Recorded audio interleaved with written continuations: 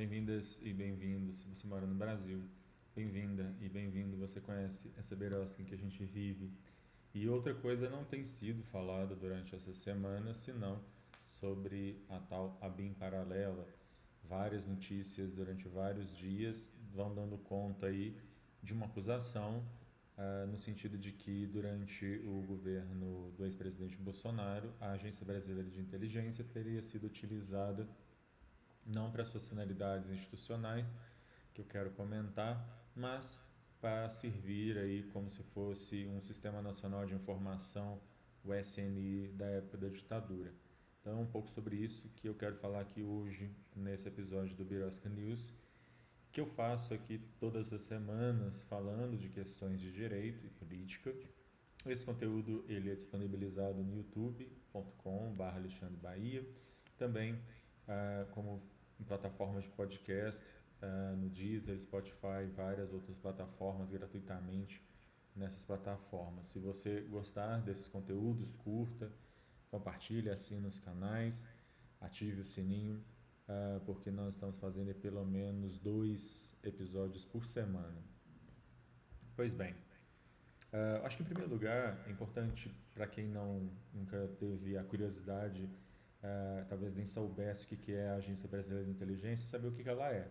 A Agência Brasileira de Inteligência ela foi criada no final dos anos 90 para substituir um órgão que havia durante a ditadura militar, que era justamente o Serviço Nacional de Informação, que era um órgão que fazia espionagem, investigações totalmente à margem dos parâmetros mínimos de legalidade, estipulando aí investigações, violações a segredos de grampos telefônicos, enfim, vasculhando documentos, censurando, prendendo. O SNI fazia aí bem o papel que se espera de uma ditadura. E aí, então, durante o final do segundo governo aí do Fernando Henrique Cardoso, foi criada a Agência Brasileira de Inteligência para justamente haver uma agência soberana no sentido de investigação sobre questões de interesse de Estado, né? Eu acho que essa é a primeira questão que eu preciso deixar claro. A Agência Brasileira de Informação ela é uma agência de Estado para a defesa dos interesses do Estado brasileiro, não pode ser e não é uma agência de governo, ela não deve servir a governos, mas sim ao Estado brasileiro, visando questões de inteligência e contra-inteligência, contra espionagens feitas por países ou empresas internacionais ou nacionais. E também para monitoramento, por exemplo, de grupos terroristas, de organizações criminosas, que possam afetar o Estado Democrático de Direito, que possam afetar as nossas instituições. Vale lembrar que a ABIN ela tem um controle externo que ou deveria ser exercido pelo Congresso Nacional. Existe uma comissão mista, portanto formada permanente, portanto formada por deputados e senadores que deveria fazer monitoramento, controle externo para justamente averiguar eventuais irregularidades na atividade da ABIN. Eu digo deveria porque nos últimos anos, particularmente nos anos do último governo, essa comissão pouco se reuniu. Por exemplo, durante o ano de 2020, ela simplesmente não se reuniu.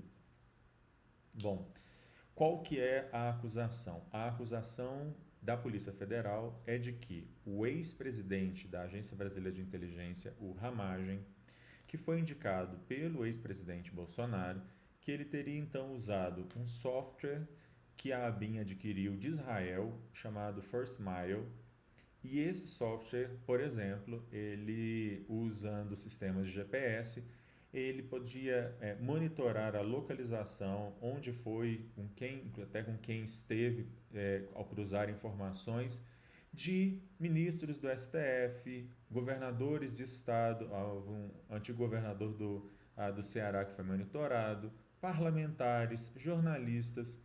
Segundo a Polícia Federal, mais de 30 mil pessoas foram monitoradas pela ABIN. A grande questão aqui é qual a razão desse monitoramento.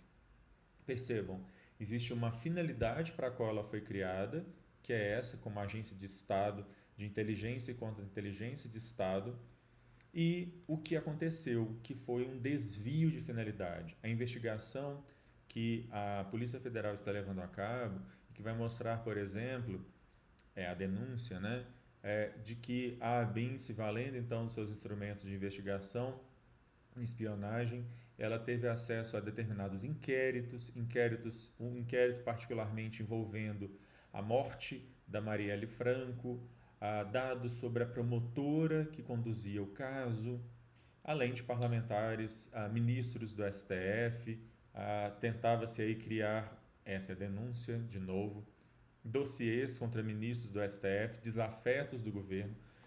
E aí a gente percebe então que houve aqui um desvio de finalidade, uma privatização de um órgão público, um órgão que deveria servir para a soberania e o Estado brasileiro passou a funcionar, de acordo com a denúncia, como um instrumento de política, um instrumento daqueles que ocupavam cargos no Estado brasileiro para perseguição, monitoramento e ou perseguição de adversários políticos.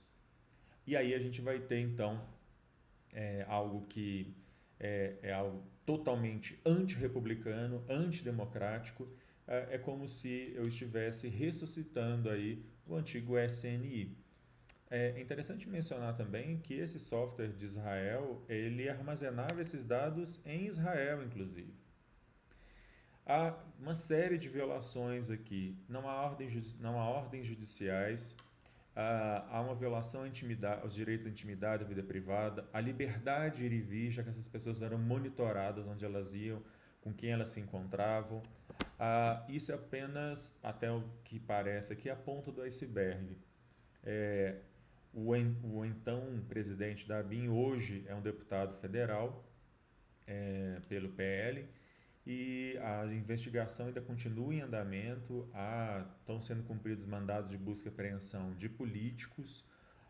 Durante esse final de semana mesmo, ou começo da semana, houve uma busca e apreensão envolvendo a própria família Bolsonaro, outros políticos, outras autoridades, outras pessoas também estão sendo investigadas. Já se sabe, por exemplo, que computadores e tokens de acesso exclusivo da ABIN permaneceram com o antigo presidente da ABIN, o Ramagem, mesmo ele depois dele deixando o cargo, e com outras pessoas também que não são atualmente servidores da ABIN.